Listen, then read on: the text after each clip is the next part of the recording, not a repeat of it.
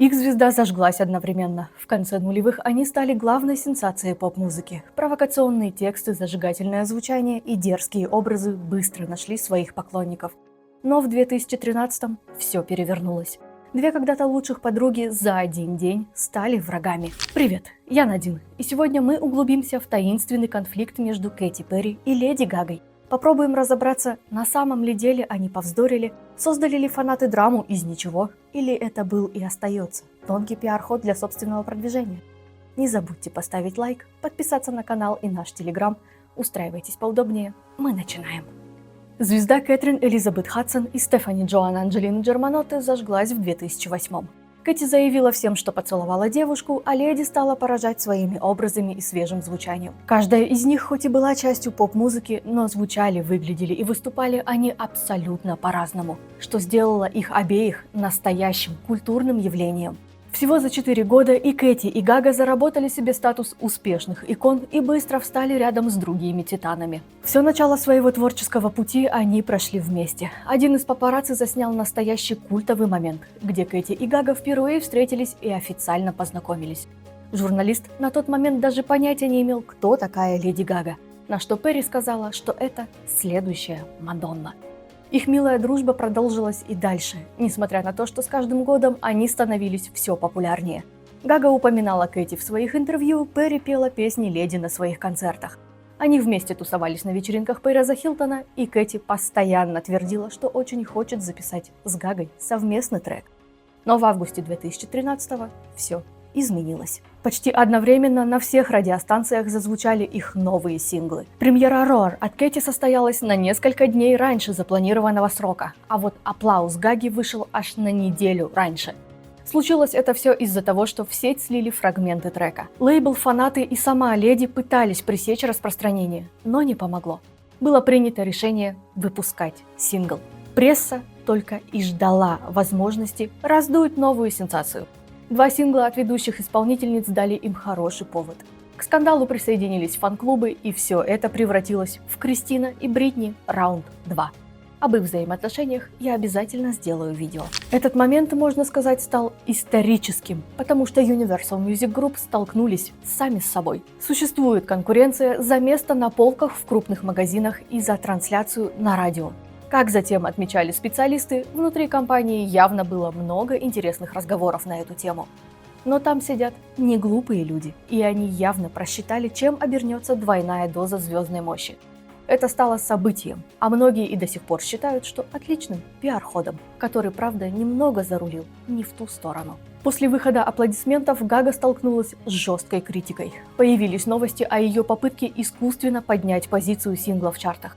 Некоторые источники сообщили, что это попытки побить продажи Кэти. Леди написала фанатам в Твиттер, где призвала их покупать сингл, предлагая в качестве стимула возможность встретиться с ней в Лондоне. Твит вызвал критику со стороны Кэти Кэтов и даже директора Billboard.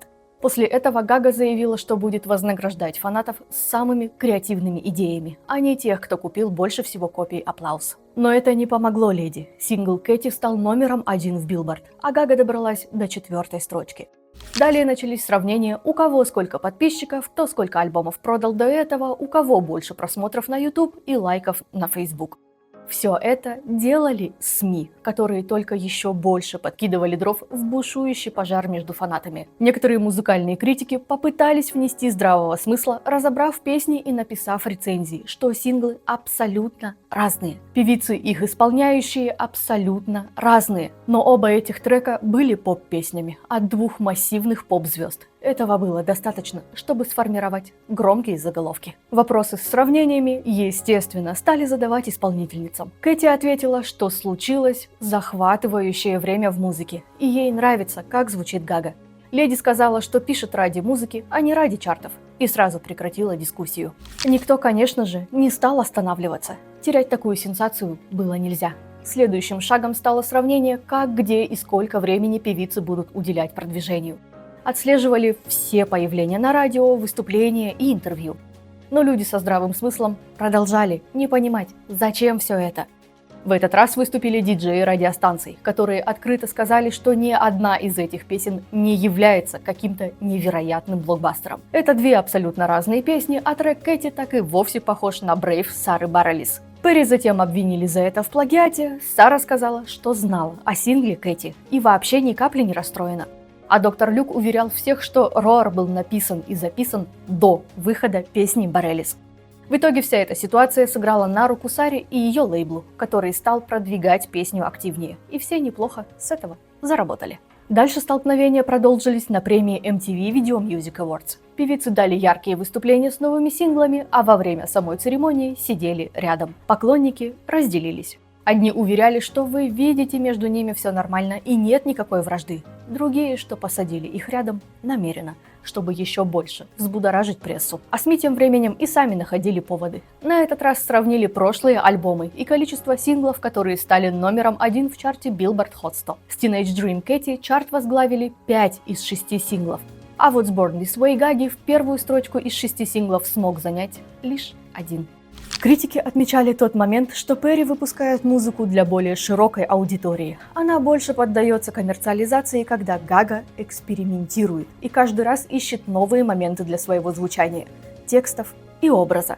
Не боится идти на риск. Маленькие монстры всегда отмечали, что их мама не боится открываться в своих песнях, рассказывать целые истории. Пока СМИ придумывали новые заголовки, в Твиттере шла настоящая битва. Кэти Кэты и монстры стали главными врагами друг для друга. Некоторые пытались писать, что у искусства нет конкурентов, все происходящее слишком сильно преувеличили и бессмысленно устраивать травлю друг друга. Но их было очень мало. Были и те, кто продолжал донести, что это, скорее всего, пиар, очень грамотно продуманный лейблом. Что другие артисты бы душу продали, чтобы вот так столкнуться с кем-то и попасть под сравнение, тем самым увеличивая себе продажи. Эти мнения поддерживали единицы. Фанаты Кэти продолжали обвинять Гагу, что она сделала это все назло и хотела показать, что она круче, но план провалился, и Перри все равно лидер. Фанаты Леди советовали Кэти найти хоть ту малую часть таланта, которым обладает их любимая мама, и перестать зависеть от продюсеров. Многие считали, что Перри гораздо узнаваемее и более открыта публике, когда с Гагой бывает трудно найти общий язык и понять ее послание. Монстры в ответ на это писали, что это и делает Леди менее мейнстримной и уникальной. Она не собирается быть любимицей в каждом доме. Собственно, в эту баталию вступили и родители, которые были возмущены образом Гаги, тому, как она себя ведет, все ее образы и то, что выставляет себя как некий арт-объект, который идеально подходит для подражания. Когда Кэти ведет себя более приземленно, не вытворяет ничего странного и не заставляет молодое поколение сталкиваться с ненужными мыслями и образами для подражания. Она обычная девушка, которую легко можно пригласить к себе в гости, и она с радостью согласится. Ну и не стоит забывать, с чего начинала Перри. Скромная религиозная девочка, которая затем довела до ужаса свою маму строками, что она поцеловала девушку. Но все равно Кэти была более традиционной, когда Гага чуть ли не каждую свою песню богохульствовала и снимала разврат. Как написал один из критиков, я бы предпочел, чтобы моя 8-летняя дочь научилась реветь как чемпионка, чем жила ради аплодисментов. Такой громкий повод не стали упускать даже продюсеры сериала.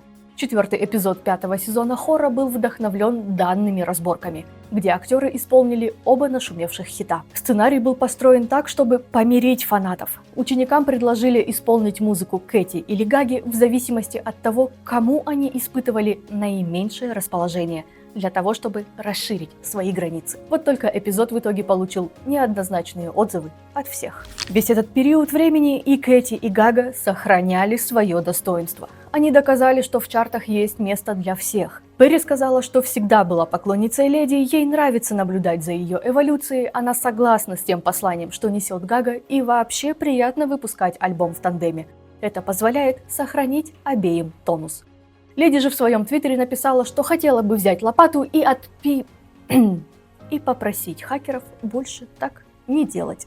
Они поздравили друг друга с успехом, оба сингла стали суперхитами, и они дальше отправились заниматься своим любимым делом. Гага успела пройтись по Billboard за их колкие заголовки, которые заставляли разжигать в фанатах ненависть. Им, как титанам в мире музыки, стоит осуществлять поддержку искусства и артистов, а не преследовать цель придумать новую нападку. Представители Billboard предложили леди поговорить в ближайшее время в пределах больше, чем 140 символов. А Кэти тем временем не переставала хвалить Гагу, называя ее королевой и рассказывая, что у нее есть любимые треки с ее последнего альбома. В мае 2014-го Гага написала странный двусмысленный твит. Судя по всему, зеленые волосы и механические лошади теперь в моде. Вроде бы немного затихшая буря разошлась опять.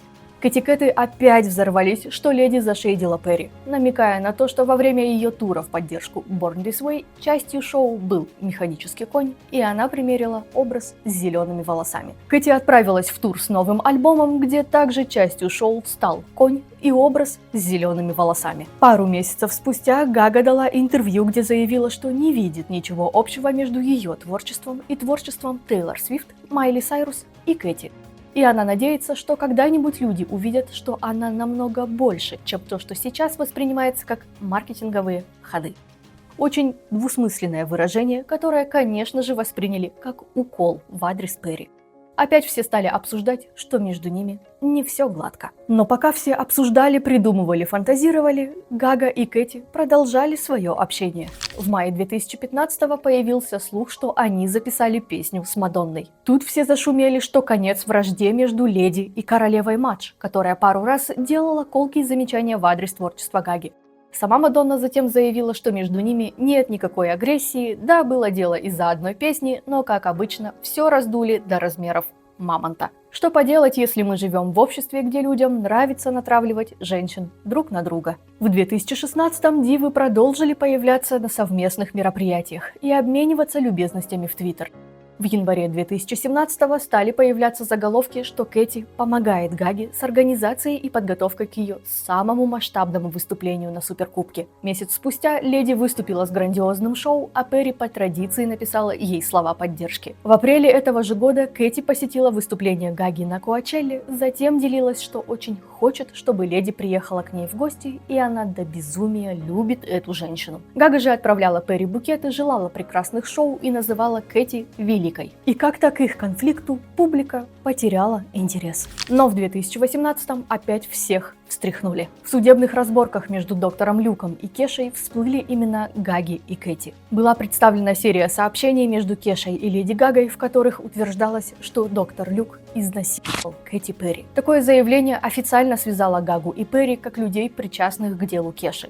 Она также утверждала, что показания Кэти могут довести дело до критической точки. Далее шел ответ Гаги, в котором она сказала, что Перри, вероятно, испугалась. Она боится потерять все и пока не такая сильная, как Кеша, чтобы начать противостоять доктору Люку. Затем последовала вот такая переписка.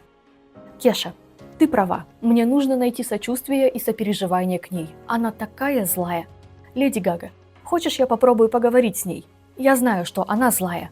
Кеша, ты с ней дружишь? Гага. Нет, боже мой, нет. Она злит меня по всякой ерунде, но я просто стараюсь ей сочувствовать. На эти сообщения представители Гаги сказали: эти текстовые сообщения рисуют картину того, как один друг пытается помочь другому в необычайно трудное время. Им несколько лет, и они никоим образом не отражают отношения Леди Гаги с Кэти Перри. Это личные тексты, которые наряду с личной информацией других известных лиц были публично опубликованы, чтобы привлечь внимание СМИ к этому делу. Далее в ситуацию вмешались уже сами исполнительницы. Кэти Перри и я выросли в индустрии вместе. Мы пережили и успех, и разногласия друг с другом. Это старые тексты, мы повзрослели, преодолели прошлое, любим друг друга и разделяем глубокое уважение. Кэти – мой друг и действительно добрая душа. Конец истории, написала Гага. Перри ответила на это: «Я тоже тебя люблю, подруга». Доктор Люк оспорил сообщение, заявив, что Кеша намеренно распространяла дезинформацию, чтобы избежать выполнения своего контракта с ним. Его юридическая команда сообщила, что Кэти сама подтвердила, что доктор Люк ее не насиловал, и все эти высказывания беспочвенны, безответственны и неуважительны как к доктору Люку, так и к Кэти Перри. Команда Кеши же заявила, что Люк продолжает преследовать свою цель, пытаясь запугать и обанкротить певицу. Перри предпочла сохранить нейтралитет, сказав: «Люди очень злились на меня за то, что я ничего не сказала. Я хочу оставаться в стороне, потому что я знаю их обоих и сочувствую им обоим». Единственные двое, которые знают, что на самом деле произошло, это эти двое. Кэти также добавила, что, став частью тщательного допроса, она превратится в ту женщину, которая выступает против женщины. Она этого не хочет, поэтому просто будет ждать справедливого решения. Гага же решила дать свои показания и выступила в суде, где сказала, что ходил слух, что Люк также воспользовался Кэти.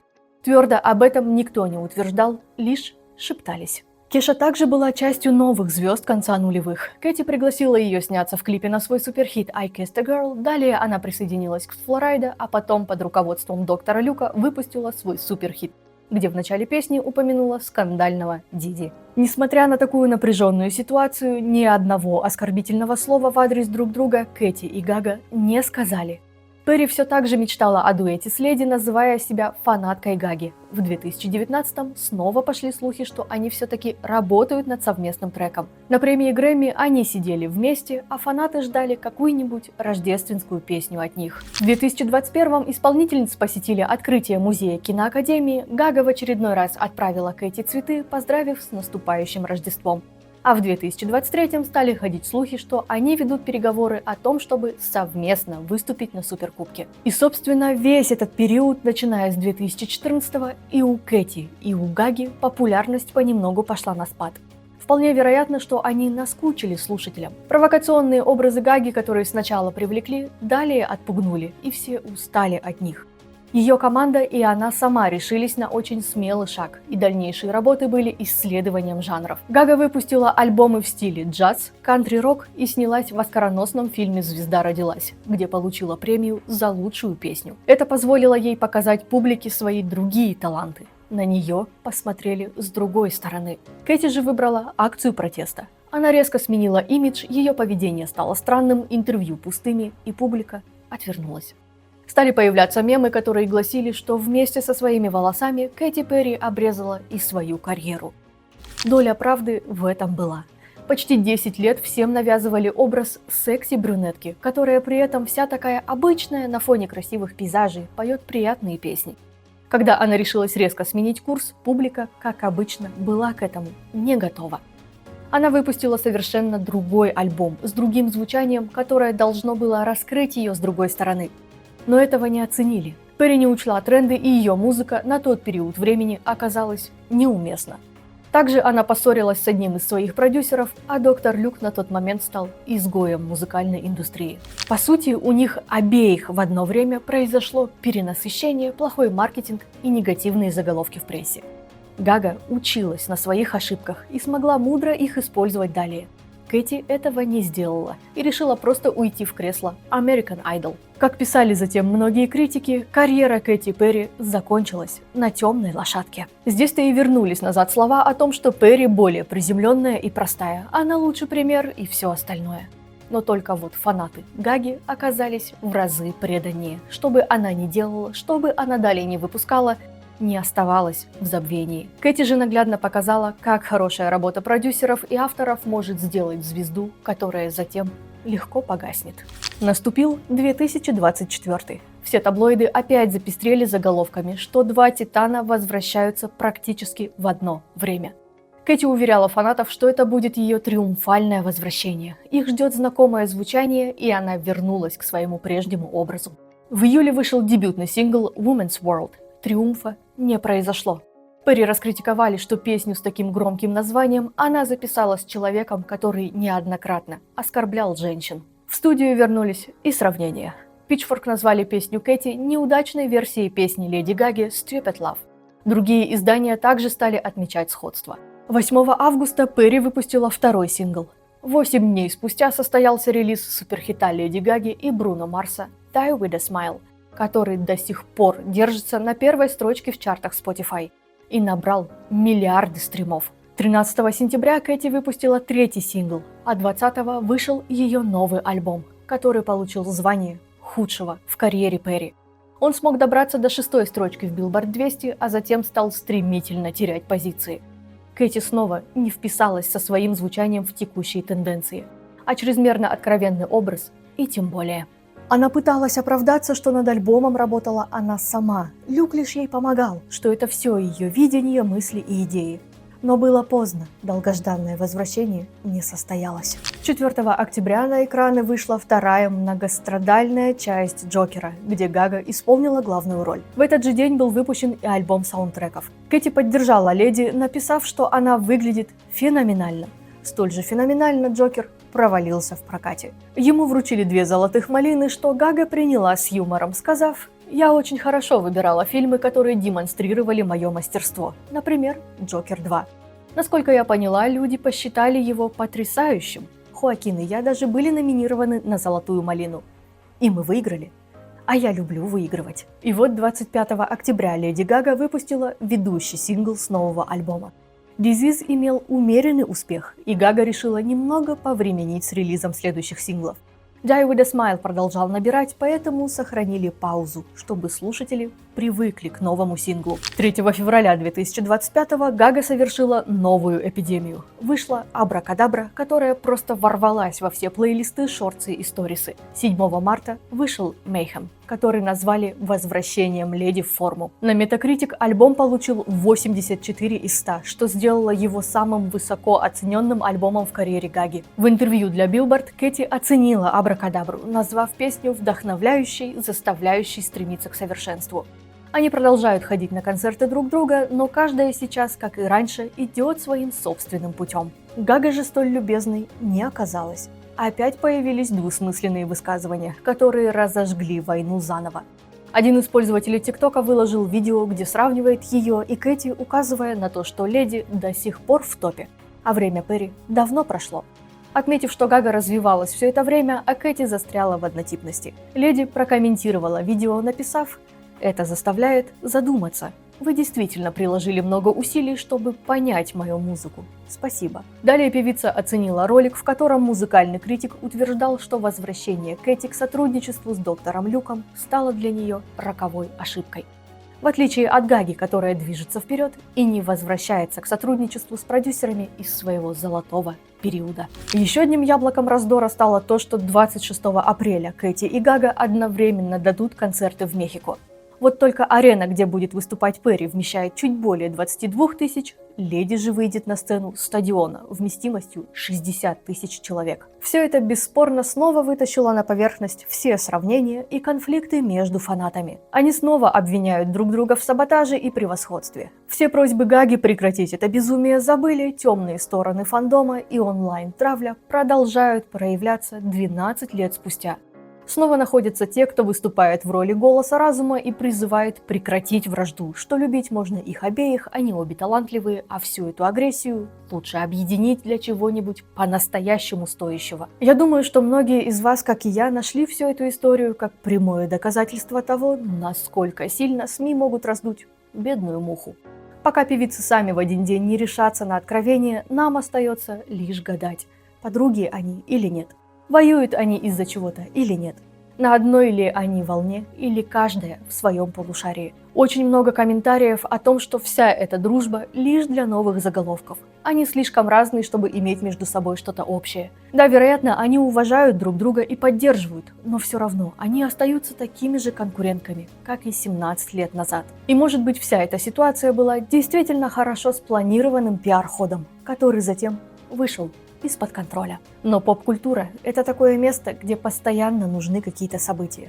А создать новое женское соперничество, разжечь драму и разногласия – идеальный вариант прославиться, укрепить свой статус и заработать. Ну и на этом все. Спасибо, что досмотрели видео до конца, делитесь в комментариях своим мнением, ставьте лайки, подписывайтесь на нас везде, где только сможете и захотите. А мы пошли работать над новым видео. Увидимся совсем скоро.